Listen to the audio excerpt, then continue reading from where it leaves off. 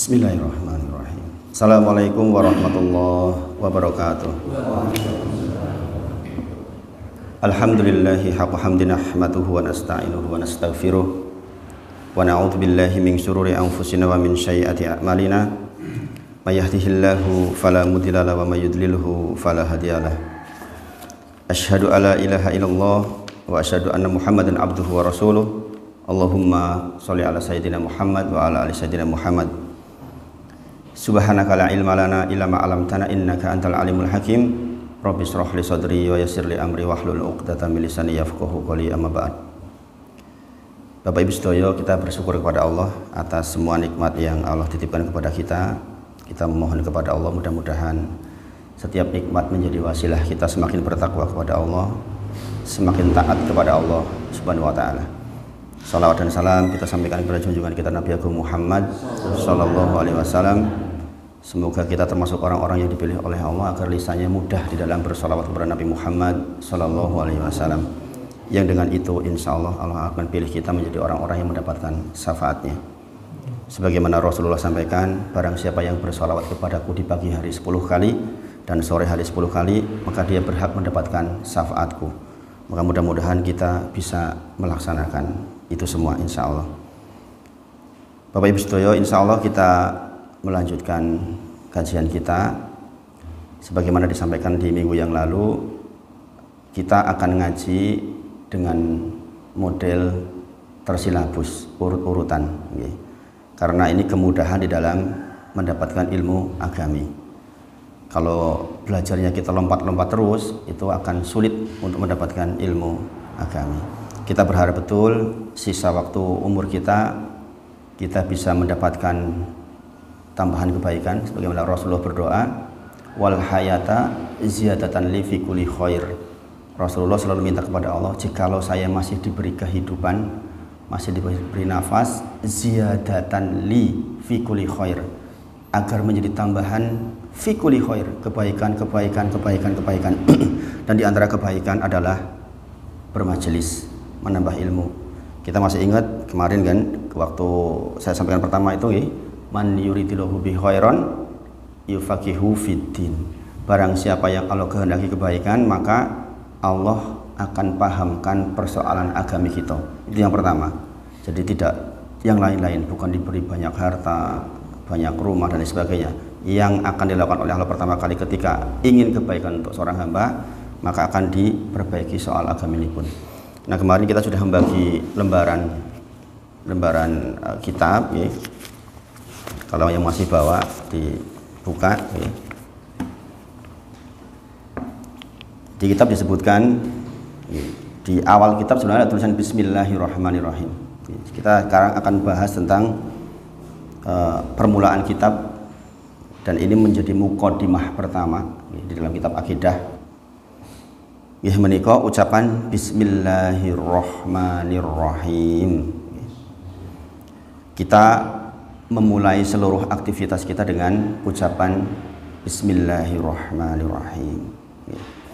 Sebagaimana penulis kitab juga memulai dengan Bismillahirrahmanirrahim. Pertanyaannya, apa manfaatnya Bismillahirrahmanirrahim? Para ulama menyebutkan manfaat Bismillahirrahmanirrahim adalah untuk at-tabarruk wal isti'anah. Jadi kalau jenengan ditanya, loh kok jenengan mengucapkan bismillah ketika memulai pekerjaan? Untuk bertabaruk dan isti'anah. Tabaruk niku napa? Tabaruk niku meminta rahmatnya Allah. Saya sampaikan minggu yang lalu, arti rahmat adalah kebaikan. Itu rahmat. Bukan kebaikan ora apik, kebaikan ora apik. Itu namanya bukan rahmat. Rahmat itu kebaikan. Maksudnya bagaimana? Dalam kondisi kita miskin tetap baik di sisi Allah. Dalam kondisi kita kaya tentu saja kita baik di sisi Allah. Dalam kondisi kita susah tetap baik di sisi Allah. Itu maksudnya berkah. Katakanlah jenengan diberi sakit, jenengan bersabar, itu kebaikan di sisi Allah. Jenengan diberi kekayaan, jenengan bersyukur, itu kebaikan di sisi Allah. Nah, ucapan Bismillahirrahmanirrahim itu fungsi pertamanya adalah untuk at-tabarruk, mendapatkan rahmatnya Allah. Kita ingin seluruh bagian hidup kita itu disukai, disayangi sama Allah, itu dapat rahmat Allah. Maka jangan lupa dalam setiap aktivitas baik kita ucapkan Bismillahirrahmanirrahim. Nah sekarang kalau jenengan sudah tahu ilmunya kan lebih mantap mengucapkan itu. Nggak hanya sekedar ucapan Bismillah, tapi jenengan tahu saya sedang meminta rahmatnya Allah dengan ucapan Bismillahirrahmanirrahim. Jangan masuk mobil, mau nyalain mobil, Bismillahirrahmanirrahim. Punya seluruh aktivitas baik dimulai dengan Bismillahirrahmanirrahim. Kemudian wal isti'anah. Isti'anah itu minta tolong. Ketika kita mengucapkan Bismillahirrahmanirrahim, kita sesungguhnya sedang meminta tolong sama Allah agar aktivitas kita itu lancar, agar aktivitas kita itu mudah, agar aktivitas kita itu selesai. Ini penting ya. Seseorang melakukan sesuatu kadang-kadang berhenti di tengah jalan. Ucapan Bismillahirrahmanirrahim menjaminkan diri kita kepada Allah agar pekerjaan itu selesai. Hubungannya dengan kitab apa? Penulis kitab juga ingin bahwa kitabnya selesai. Sedemikian banyak orang menulis sebuah tulisan nggak selesai sampai akhir karena nggak dapat pertolongan dari Allah. Maka ucapan Bismillahirrahmanirrahim dalam rangka meminta tolong atau isti'anah dalam bahasa Arabnya nih. Makanya kita juga meniru para ulama melakukan hal yang sedemikian.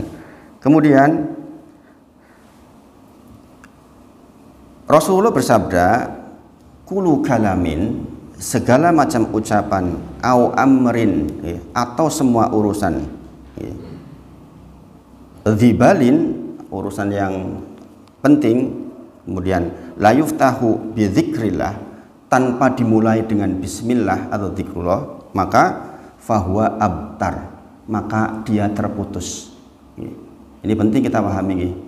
Kita tahu kita seorang muslim yang mengucapkan asyhadu alla ilaha illallah wa asyhadu anna muhammadar rasulullah wa asyhadu anna muhammadan abduhu wa rasuluh. Ucapan wa anna muhammadan abduhu wa rasuluh, saya bersaksi bahwa saya Nabi Muhammad atau Muhammad itu adalah hamba dan utusan Allah. Maka di antara konsekuensinya kita membenarkan apa yang dibawa. Ini ingat betul ini. Penting sekali bagian ini. Berarti kalau kita membenarkan apa yang dibawa, kalau datang hadis sahih kepada kita, di dalam pikiran kita hanya benar, karena Rasulullah menyampaikan, tidaklah Rasul menyampaikan kecuali wahyu. Maka kalau ada informasi seperti ini, segala macam ucapan dan perbuatan atau segala sesuatu yang penting, kok tidak dimulai dengan zikrullah, diantaranya adalah Bismillahirrahmanirrahim, fahuwa abtar, dia terputus. Berarti tidak ternilaikan sebagai sebuah ibadah, nggak ada manfaatnya. Mungkin jangan mendapatkan manfaat dunia, tapi dijamin tidak bakal barokah. Dijamin kegiatan jenengan itu pada hari itu yang tidak dimulai dengan zikrullah dijamin tidak barokah.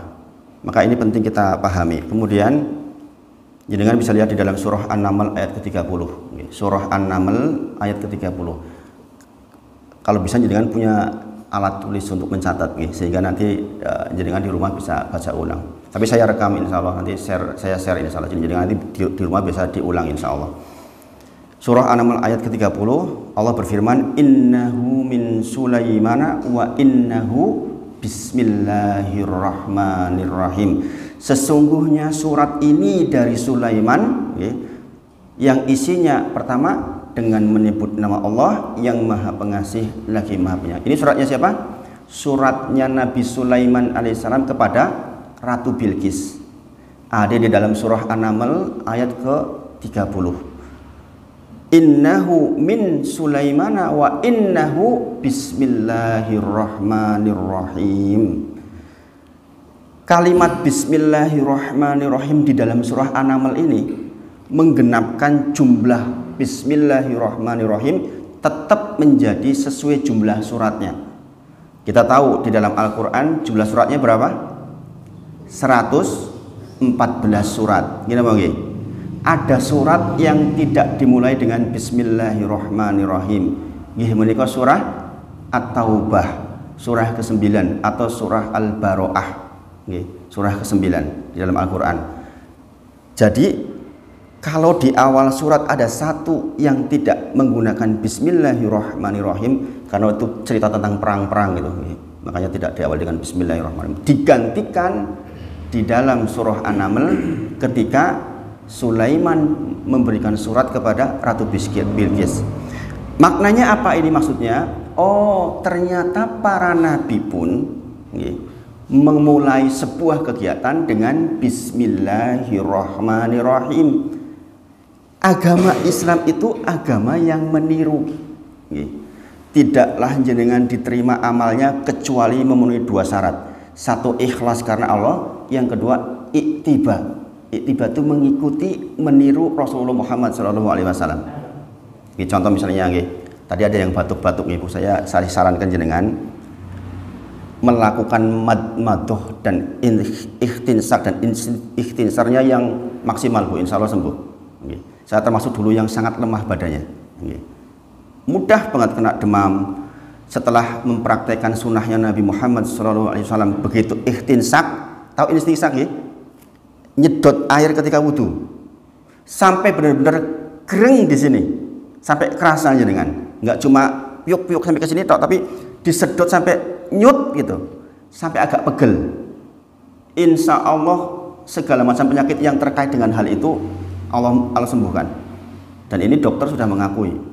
Kan di situ ada kegiatan madoh, ikhtinsak dan ikhtinsar.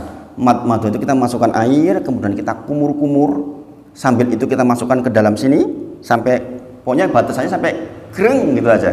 Kalau orang pernah di tetes gurah, kalau jenengan pernah gurah, seperti itu kira-kira rasanya. Dan ini hadisnya sangat banyak. Kalau jenengan nanti belajar fikih, hadis terkait dengan ikhtinsar dan ikhtinsar itu cukup banyak. Sampai ada bahasa sahabat itu, seandainya bukan karena kecintaanku kepada Nabi, saya nggak melakukan ini karena sakit pertama. Kalau jenengan wudhu kok belum sampai nyet sakit, itu berarti wudhunya belum benar secara yang ditentukan oleh Rasulullah. Padahal itu kalau dilakukan terus menerus, insya Allah banyak sekali manfaatnya. Tidaklah Rasulullah membawa syariat kecuali sangat banyak hikmahnya, insya Allah. Jadi mulai hari ini jenengan praktekkan wudhunya seperti itu. Kemudian ikhtinsar dikeluarkannya juga tenanan. Kayak wong sing sering gitu. Jadi air masuk, gereng, kemudian dikeluarkan. Insya Allah akan sangat membantu. Makanya orang-orang yang sinus bahkan sampai level yang berat, sampai mohon maaf sampai jarak 1 meter aja kadang-kadang bau kalau sinus, itu insya Allah juga terbantukan dengan ikhtinsar dan istinsar yang benar, insya Allah. Mudah-mudahan membantu, Bu, dipraktekkan. Jadi sekali lagi kita memulai kegiatan dengan Bismillahirrahmanirrahim karena meniru para nabi. Contohnya adalah Nabi Sulaiman alaihissalam yang diabadikan di dalam surah An-Naml ayat ke-30. Jangan nanti buka Al-Quran, kemudian buka surah An-Naml, kemudian lihat tafsir surat An-Naml ayat 30, sehingga jenengan akan paham, oh ternyata begini toh Bismillahirrahmanirrahim gitu. Kemudian juga kita meniru Nabi Muhammad SAW. Rasulullah ketika memulai suratnya, ketika beliau SAW menyurati raja lain untuk aslim, masuklah Islam, maka memulainya dengan Bismillahirrahmanirrahim. Contohnya adalah ketika beliau menyampaikan surat kepada Heraklius, rajanya Romawi. Beliau mengatakan Bismillahirrahmanirrahim min Muhammad, ini dari Muhammad Abdillah, hambanya Allah, wa rasulih, dan utusan Allah, ila, kepada Hiroklar Adimir Rum, kepada raja Romawi. Jadi Rasulullah memulai suratnya, tentu saja Rasulullah nggak menulis sendiri kalau Rasulullah umi, dia perintahkan sahabatnya untuk menuliskan dengan tulisan pertama Bismillahirrahmanirrahim. Jadi kitab ini memulai dengan Bismillahirrahmanirrahim, menunjukkan bahwa penulis kitabnya sungguh-sungguh mengerti tentang bagaimana agama ini menuntun kita. Kemudian yang terakhir tentu saja kita meniru Allah ketika memberikan kitab kepada Nabi Muhammad SAW, yaitu dengan pertama apa? Bismillahirrahmanirrahim, Alhamdulillahi Rabbil Alamin, Ar-Rahmanir-Rahim, dan seterusnya. Jadi Allah pun memulai kitabnya dengan Bismillahirrahmanirrahim. Maka kita pun mengikuti itu. Karena sekali lagi, tidaklah amal diterima kecuali karena ikhlas karena Allah dan mengikuti apa yang dituntunkan Rasulullah Muhammad SAW. Man amila amalan laisa alaihi amruna fahuwa raddun, kata Rasulullah. Segala macam amalan yang tidak dituntunkan oleh Rasulullah, fahuwa, amal itu raddun, tertolak. Sebagus apapun amal kita, terlihat bagus, kita eyo tenanan, kita eyo khusuk, kalau enggak dituntun oleh Nabi Muhammad SAW, fahuwa raddun, dia tertolak. Makanya kalau kita enggak belajar, banyak orang yang capek kelihatannya ibadahnya tenanan, jebul mboten kanggo. Ini kan masalah. Ini pentingnya kita belajar. Jadi seperti itu. Kitab ini dimulai dengan Bismillahirrahmanirrahim, maka kita pun meniru. Kita meniru. Mulai pagi ini jenengan setiap beraktivitas baik, bacalah Bismillahirrahmanirrahim dengan sempurna, hadir hatinya. Karena hadirnya hati datang dengan pengetahuan, dengan ilmu. Sama-sama mengucapkan Bismillahirrahmanirrahim, antara yang belajar dan tidak mesti berbeda. Kualitas dan kekuatan bacaannya. Kenapa ada orang mengucapkan Al-Fatihah menyembuhkan orang, dan ada yang membaca Al-Fatihah nggak ngaruh apa-apa, karena ada ilmu di belakangnya. Karena ada ilmu di belakangnya. Maka pagi ini jenengan sudah dapat ilmu tentang Bismillahirrahmanirrahim. Selanjutnya mudah-mudahan setiap ucapan Bismillah kita membawa manfaat buat diri kita dan orang-orang sekitar kita, insya Allah. Kemudian jenengan buka kitabnya, lembarannya. Di sini tertulis i'lam. I'lam itu artinya ketahuilah. Rahimakallahu, semoga Allah merahmatimu. Annahu, sesungguhnya, yajibu, wajib, alaina, buat kita semua, ta'allumu, mempelajari, arba'a, 4 masail perkara. Jadi di awal kitab dikatakan ketahuilah. Ketahuilah itu berarti perintah agar kita belajar. Gini Bang. Ketahuilah, kalau bagaimana cara mengetahui kalau nggak belajar? Makanya mencari ilmu di dalam agama ini itu luar biasa posisinya. Di dalam agama Islam itu namanya majelis taklim seperti ini, majelis yang sangat dicintai oleh Allah. Sebagaimana saya sampaikan minggu yang lalu. Fadzakarahumullahu fiman indah. Orang yang duduk seperti ini sama Allah dibangga-banggakan di sisi makhluknya yang mulia. Kemudian rahimakallah, semoga Allah merahmati kita semua. Ini adalah doa dari penulis untuk yang membaca kitabnya. Maka ini juga kita tiru. Kita saling mendoakan. Jenengan sesama jamaah saling mendoakan. Alah mas, doake wong dia doake dhewe kadang-kadang ora sempet. Nah ini keliru. Kalau bukan panjenengan saling mendoakan, lah terus siapa? Nek sing ngaji wae ora saling mendoakan, lah terus bagaimana? Ketahuilah, doa dari seorang muslim ke muslim yang lain itu sampai. Apalagi kalau doanya doa yang silent, yang sir, yang didoakan nggak tahu, itu dijamin dikabul itu. Jadi dengan malam-malam bangun, ya Allah, samun kepada engkau si fulan diberi kemurahan rizki, si fulan diberi kesehatan, itu nggak ada tabir antara jenengan dan Allah, dikabul. Ini jangan pagi-paginya jangan mengatakan, bu, jenengan mau bengi tak dongake loh, ras itu. Ras itu. Jangan benar-benar karena Allah doain. Itu insya Allah dikabul. Kemudian kenapa di dalam hadisnya Rasulullah menyampaikan ada 3 yang tidak putus, di antara adalah doa anak yang soleh. Mengapa kok kalimatnya doa anak yang soleh? Biasanya yang mendoakan itu anak yang soleh. Nek ra soleh ya buru-buru dongake. Gini Bang. Makanya penting punya anak yang soleh. Robbi habli minas solihin. Minta kepada Allah anak yang soleh itu penting banget. Jenengan pun sedo, ya itulah yang akan menjadi investasi jenengan. Nek anak yang soleh repot. Nah, kenapa bahasanya anak yang soleh? Sebab biasanya yang mendoakan kita itu orang terdekat kita. Jenengan sedo, nanti istri yang mendoakan, anak yang mendoakan. Janjane orang lain mendoakan pun sampai ninglah jarang. Jenengan masih mendoakan tetangga jenengan yang meninggal 10 tahun yang lalu? Enggak. Saya yakin jenengan buru-buru suara kelingan. Nah, karena jenengan ngaji, lakukan itu. Ini ajarannya begitu. Rahimakallah. Ini orangnya udah meninggal loh. Rahimakallah. Semoga Allah merahmati panjenengan semua. Saling Bapak Ibu sedaya. Kalau jenengan ingin lingkungan baik, doakan si fulan. Hari ini saya mau mendoakan Bu Sri, besok Bu Wulan misalnya gitu. Ya Allah, mohon kepada panjenengan, kepada Engkau ya Allah, agar Bu Sri dapat hidayah, sama-sama ngaji, dilembutkan hatinya. Jangan katakan sekali lagi, alah kok doa wong liya gahmen. Jangan begitu. Ingat, setiap jenengan mendoakan muslim yang lain, malaikat mendoakan jenengan ampuh di jenengan oleh malaikat. Kan ampuh malaikat, makanya doa terbaik itu doa ketika jenengan tulus mendoakan orang lain dengan sesuatu yang jenengan ingin. Ya Allah, mohon kepada panjenengan si fulan rezekinya mudah. Malaikat mengatakan demikian juga untukmu. Kira-kira ampuh mana lisan kita dengan lisannya malaikat?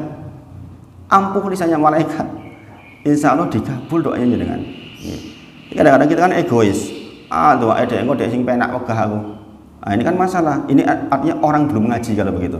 Ini perintahnya begitu jelas banget. Makanya saya pun kalau telepon anak, telepon anak juga yang pertama saya lakukan gimana kok? Assalamualaikum, barokallah. Yole, saya nggak nanyakan dulu, wis mak apa urung, sing duit apa ora, enggak begitu. Yang di pondok saya telepon mesti barokallah dulu. Saya mohon kepada engkau, semoga anak saya diberkahi oleh Allah. Sekali lagi barokallah, barokah itu tahu nggih, pokoknya kebaikan. Lagi susah ya tetap apik maksudnya. Lagi susah jadi kayak sabar sama Allah, itu kan kebaikan. Barokah itu bukan berarti dengan penak terus itu bukan, tapi baik di sisi Allah maksudnya. Dikasih sakit ya dengan menyadari. Contoh sebagaimana saya sampaikan minggu lalu, diberi sakit, ingat Rasulullah bersabda, wala tasubbil humma, jangan kau celah sakit. Sesungguhnya sakit itu menghilangkan dosa-dosa kita sebagaimana kir menghilangkan karat pada besi. Kan kita jadi enak, tentram hatinya. Itu namanya barokah. Kemudian annahu itu sesungguhnya. Yajibu itu wajib. Berarti yang akan kita pelajari ini wajib memang buat kita pelajari. Alangkah menyedihkannya orang yang nggak belajar, nggak ngerti yang begini. Itulah yang saya katakan, ketika Allah ingin menghendaki kebaikan buat hamba, yang pertama Allah lakukan adalah memudahkan dia paham agami. Ini wajib loh yang akan kita pelajari. Yajibu, wajib, alaina buat kita semua tanpa kecuali. Ta'allumu mempelajari arba'a masail, 4 perkara. Perkara yang pertama, ya menikah al-ilmu. Di kitabnya ditulis al-ula, yang pertama al-ilmu adalah ilmu. Ilmu apa yang dimaksud? Wahwa, dia adalah ma'rifatullah. Apa itu ma'rifatullah? Mengenali Allah Subhanahu wa ta'ala. Kemudian wa ma'rifatu nabiyhi, mengenali Nabi Muhammad sallallahu alaihi wasallam. Wa ma'rifatu dinil Islam bil adillah, dan mengenali agama Islam dengan dalil-dalilnya. Kita akan belajar Islam sehingga kita tahu nih Islam ki opo to Pak Bu. Kita tak akan bisa jawab dengan belajar ini. Ada 3 definisi tentang Islam, nanti kita akan pelajari di belakang.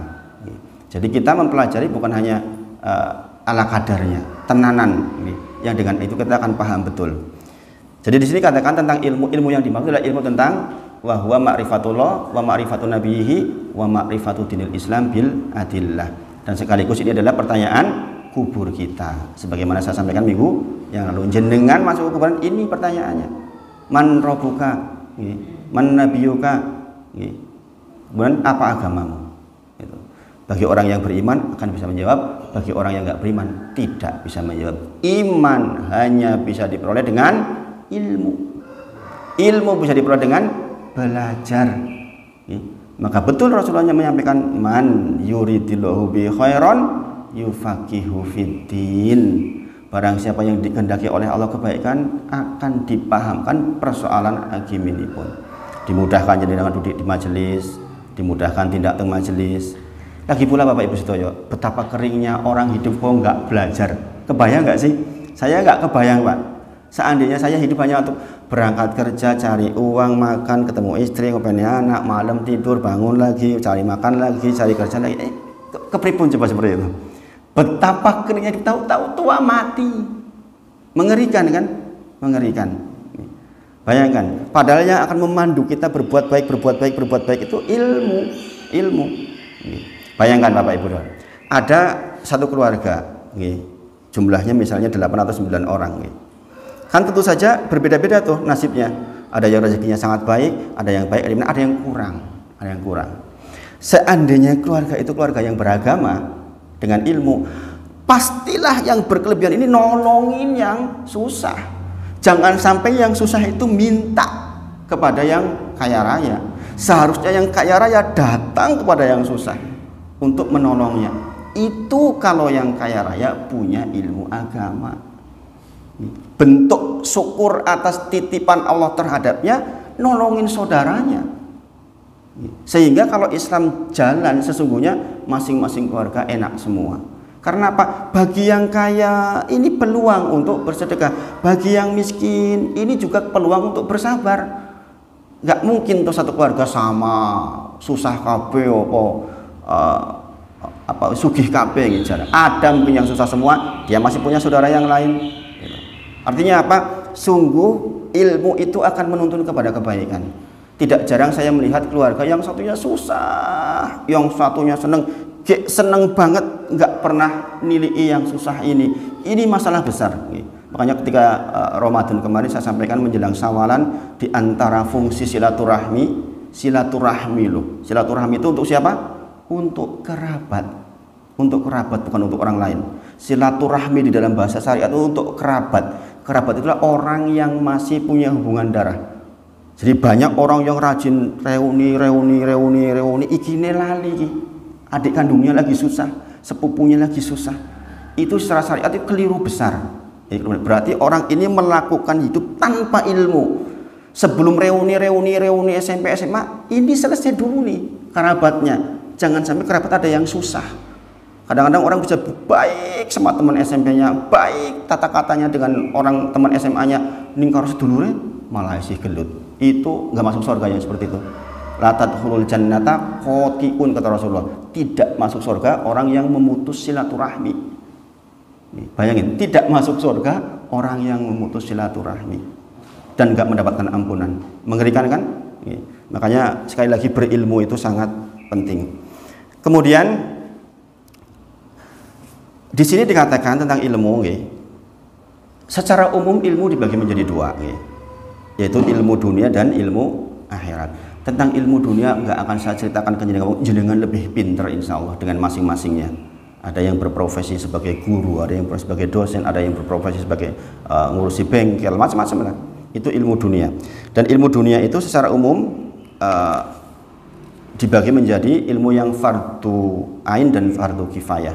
Fardu ain itu wajib bagi masing-masingnya, fardu kifayah itu berarti kalau sudah ada yang bisa sudah cukup. Ini kalau di negara-negara Islam ini berlaku banget nih. Fardu ain bagi orang yang ditunjuk oleh negara. Misalnya di Arab Saudi misalnya, di sana itu kan sekolah gratis, bahkan dibayar, nggak kayak di sini. Saya dulu milih jurusan ya saya sendiri yang milih teknik kimia gitu. Kalau di sana di samping keinginan yang bersangkutan juga tugas dari negara. Misalnya jenengan pergi ke Perancis untuk belajar tentang ilmu kimia, tentang ilmu tentang pesawat, itu negara yang pelajari. Nah, ketika ditakyin, ditunjuk oleh negara seperti itu, makanya menjadi fardu ain, menjadi wajib bagi dia mempelajari ilmu itu, karena penguasanya memberikan perintah. Nah, fardu kifayah berarti kalau sudah ada yang pelajari ya sudah cukup. Ilmu dunia juga ada yang mubah. Mubah itu pokoknya segala macam ilmu dunia yang bermanfaat itu mubah. Mubah itu boleh maksudnya gitu. Bukan mubah bahasa Indonesia, mubah bahasa Indonesia artinya apa? Ora kanggo. Mubah itu maksudnya boleh. Nah, ilmu apapun yang bermanfaat di dunia ini jangan pelajari boleh. Ada yang haram. Ada yang haram. Contohnya adalah ilmu-ilmu yang terkait dengan judi misalnya, atau ilmu tentang ramalan. Jangan tahu tuh dulu masih SMP tuh ramalan bintang, itu nggak boleh, haram hukumnya dipelajari. Jangan seperti mendatangi seorang dukun, man atakahinan aw arafan, barang siapa yang mendatangi dukun atau tukang ramal, mempercayai apa yang dia katakan, nggak kepake sholat kita. Naudzubillah min dzalik. Maka ini di generasi muda kita penting diingatkan. Ingat-ingatlah ada ilmu yang haram, contohnya perjudian, dan sekarang marak dengan judi online. Gitu. Teman saya kemarin, teman jamaah, anaknya barusan masukin uang 130 juta, hilang. Sini, dekat sini, nggak jauh dari sini. Sebelumnya 75 juta, hilang. Sekarang bosnya sudah ditangkap toh. Dengar toh Indra Kents itu. Ditangkap. Itu sebenarnya judi, itu judi online. Zaman sekarang nggak kayak dulu pakai permainan, sekarang dengan teknologi dan lebih dahsyat pengaruhnya. Ini kalau anak-anak kita, pemuda-pemuda kita nggak diajari ilmu agami bahwa itu haram hukumnya, bisa terjebak. Na'udzubillah. Memulai dari 100.000, 200.000, 300.000, 1 juta, habis nanti lama-lama uangnya. Dan itu hukumnya haram. Kemudian ilmu syariat. Sekarang yang kedua, ilmu syariat juga dibagi menjadi beberapa bagian. Di antaranya adalah ilmu yang fardu ain. Fardu ain artinya apa? Fardu ain artinya likuli muslim, setiap muslim wajib tahu, tidak boleh tidak. Definisi fardu ain dimiliki ilmu yang dengan ilmu itu agama kita berjalan. Sepindah malih. Mudah-mudahan jangan paham dengan bahasa saya. Ilmu fardu ain artinya adalah ilmu yang dengan ilmu itu agami kita saged melampah. Contoh, ilmu tentang, sebagaimana saya sampaikan minggu lalu, ilmu tentang rukun sholat, jenengan nggak bisa wakil ke orang lain. Mau tidak mau jenengan harus tahu, harus paham. Karena kalau nggak paham jenengan sholatnya berantakan. Mana yang rukun, mana yang wajib, mana yang sunnah, itu wajib tahu. Wajib tahu, jenengan nggak bisa wakil.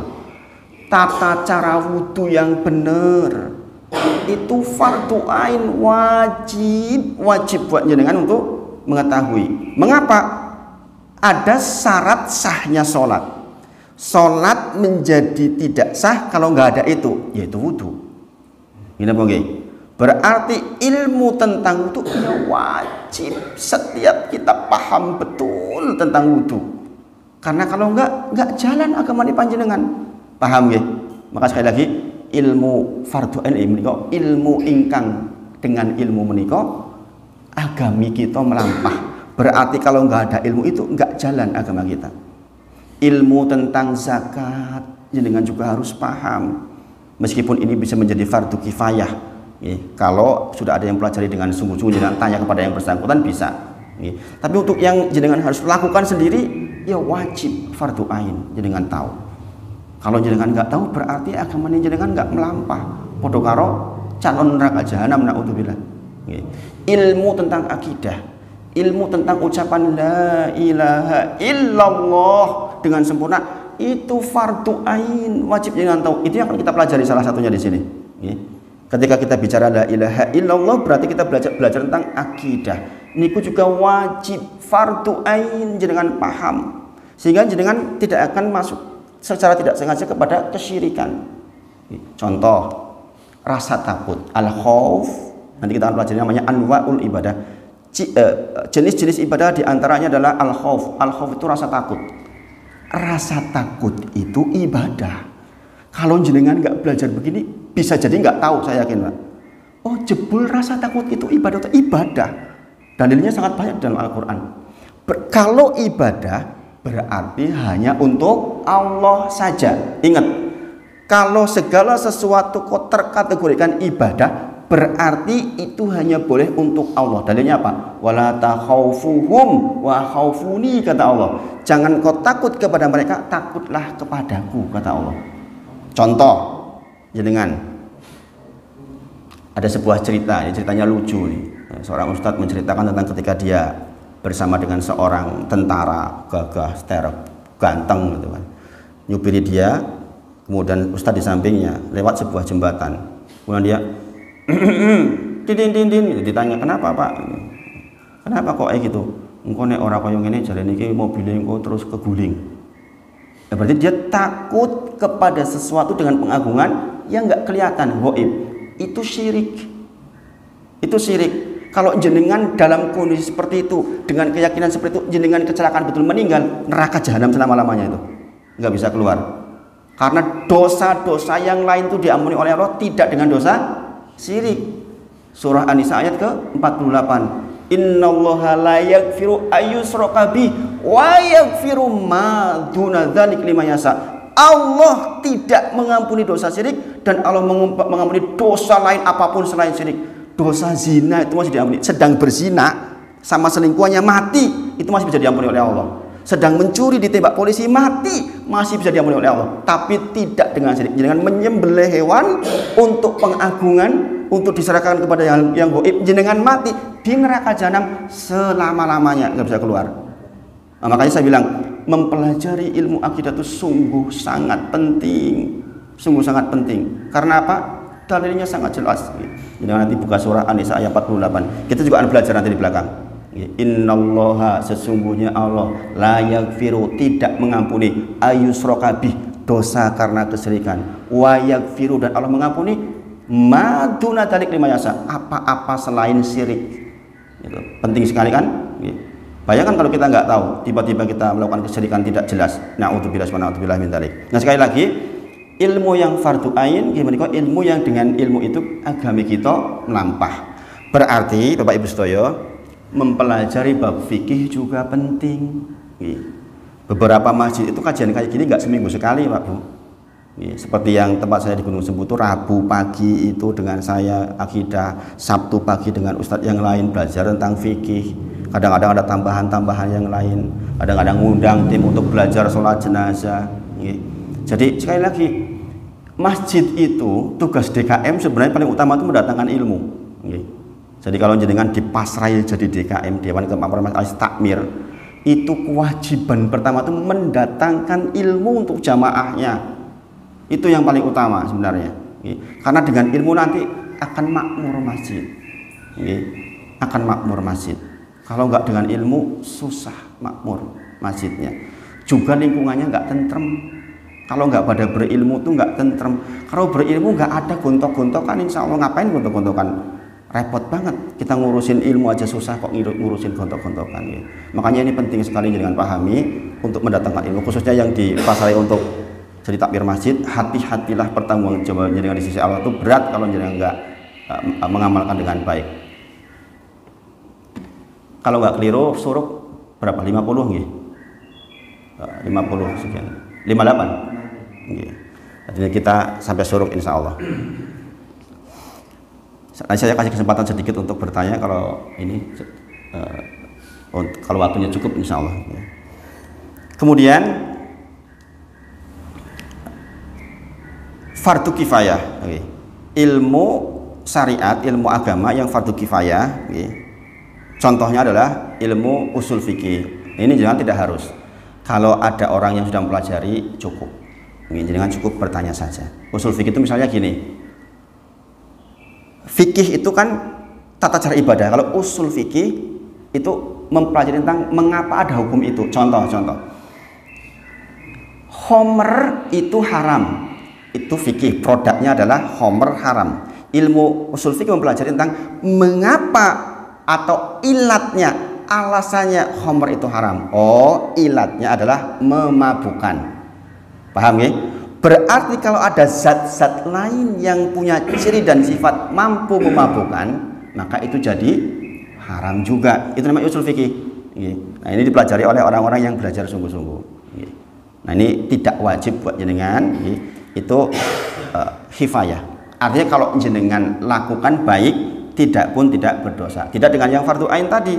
Nek orang ya dosa, orang yang wudu ya dosa, nggak bisa sholat kok. Gitu. Paham ya? Nah, insya Allah kita akan belajar sedikit-sedikit insya Allah. Kemudian sunnah atau mustahab itu misalnya saya orang teknik kimia, saya mempelajari agama dengan serius, maka itu mustahab. Mustahab itu boleh dan silahkan saja dan ditekankan boleh. Nah, Bapak Ibu sedaya, ingat-ingatlah kita punya Nabi Muhammad SAW yang beliau menyampaikan bahwa sesungguhnya beliau meninggal itu mewariskan ilmu, bukan mewariskan dinar dirham. Rasul bersabda, innal ulama, sesungguhnya ulama itu warasatul anbiya, pewaris para nabi. Innal anbiya, sesungguhnya para anbiya, para nabi, lam yuwarithu, tidak mewariskan dinaran wala dirhaman. Ingat-ingat, Rasulullah kita tidak mewariskan dinar dan dirham, tidak mewariskan uang maksudnya, tetapi yang diwariskan adalah innama, sesungguhnya mewariskan ilmu. Sesungguhnya Rasulullah itu mewariskan ilmu. Maka kalau kita ingin menjadi penerus para anbiya, ya kita belajar. Nggak ada pilihan lain kan, ilmu dengan belajar. Apakah ada ilmu laduni untuk para nabi? Iya. Selain para nabi tidak. Makanya kalau ada orang zaman sekarang mengatakan saya dapat ilmu laduni, dijamin bohong lah. Kenapa? Karena nggak ada. Laduni itu hanya berlaku untuk para anbiya. Meneng wae ujug-ujug pinter, pahami laduni iki. Niku laduni niku. Meneng wae tiba-tiba kok dadi wong pinter banget. Kalau ada yang mengklaim seperti itu dijamin keliru, karena nggak begitu dalilnya.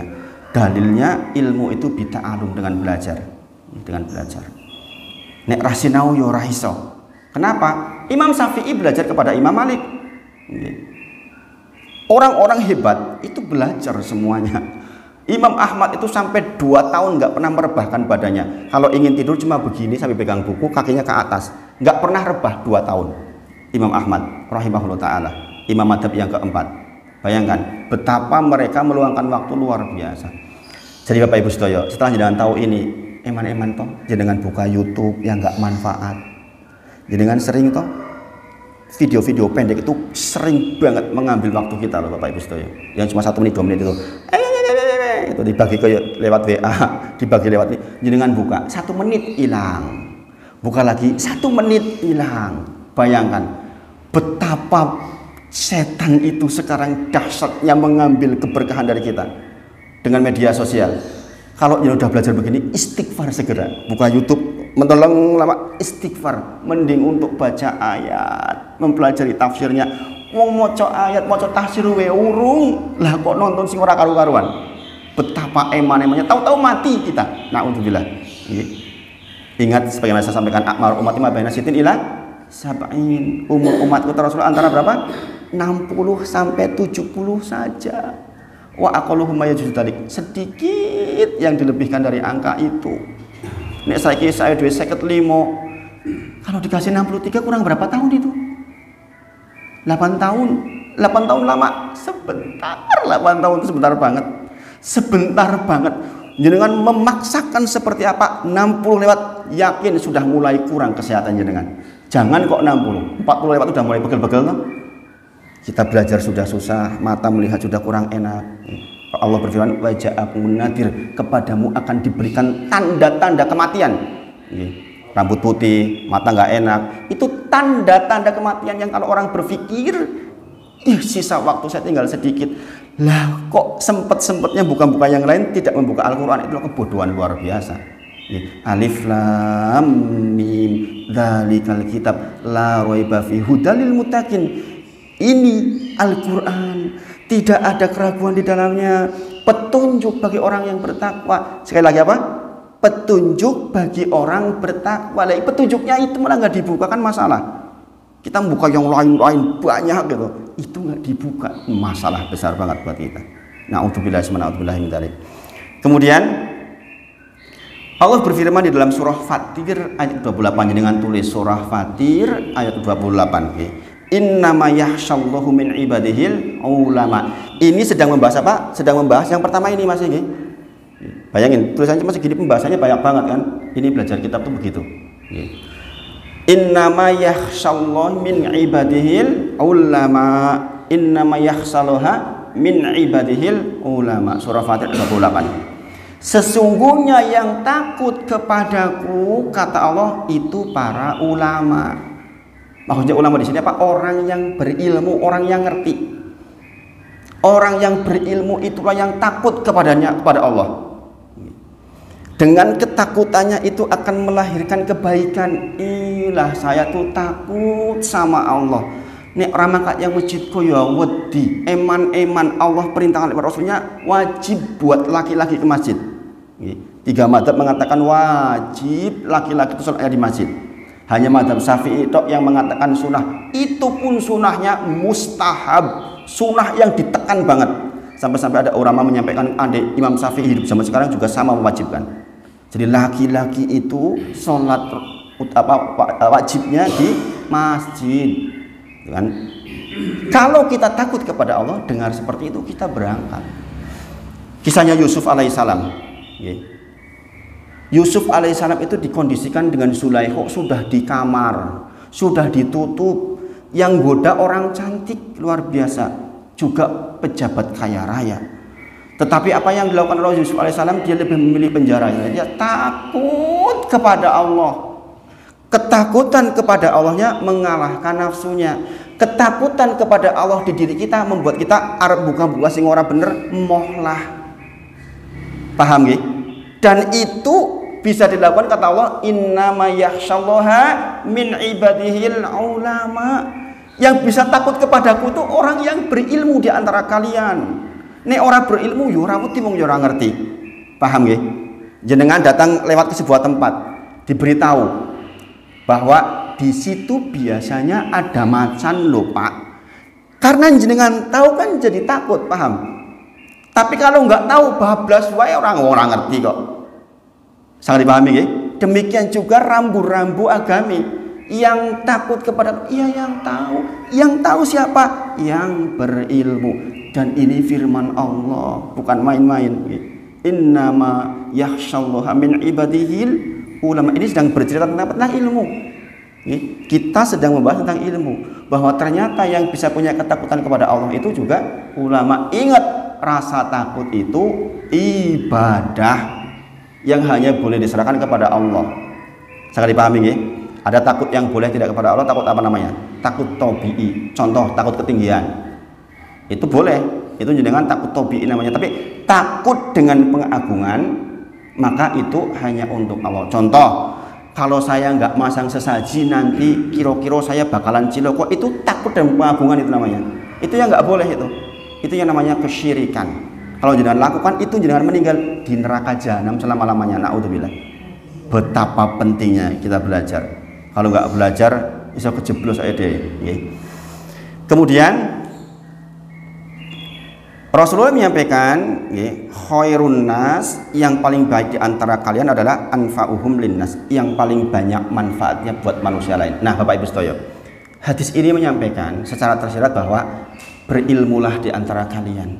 Karena yang akan banyak memberikan manfaat kepada orang-orang di sekitar adalah orang yang berilmu.